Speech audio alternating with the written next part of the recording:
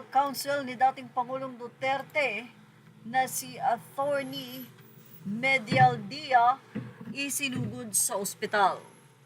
Yan nga ang balita ngayon na lumalabas na sumama nga daw ang pakiramdam ng legal counsel ni Pangulong Duterte sa ICC. Medialdia sumama ang pakiramdam nang bisitahin si Pangulong Duterte sa nasabi nga pong kinalalagyan nito sa Hague, Netherlands.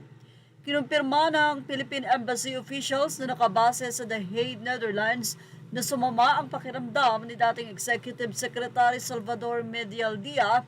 Ito'y habang bisitahin niya nga ang dating Pangulong si Rodrigo Roa Duterte sa detention facility ng International Criminal Court or ICC sa Sigvenien nitong Martes, Marso 18 ng umaga.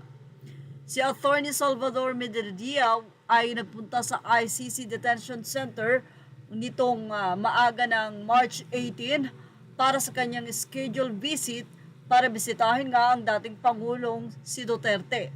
Ito'y ayon mismo sa ulat ng Philippine Embassy sa The Hague. Habang nagreparehistro sa reception counter ng alas 8:55 ng umaga sa Netherlands time, si Attorney Medialdia ay nahilo at nakaramdam ng hindi maganda sa kanyang katawan. Ito nga ang ipinahayag ng isang opisyal ng Embassy ng Pilipinas na kasama na nagpunta doon sa detention center ng nasabing abogado.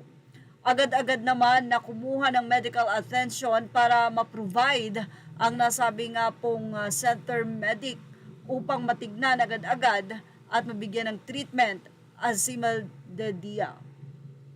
Si Medialdia ay 73 anyos na at isa nga siya sa legal team na may hawak sa kaso ni Pangulong Duterte na Crimes Against Humanity na inihain nga sa International Criminal Court or ICC laban sa kanya kaugnay sa nasabi nga pong drug on war na ipinatupad niya nung siya ay alkalde pa ng Davao City hanggang siya ay mahalal nga bilang Pangulo ng Bansa noong 2016.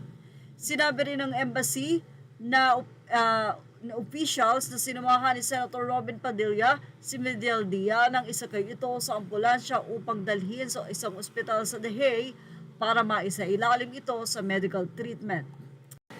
Images are all credit to the rightful owners. Please like, share, and subscribe.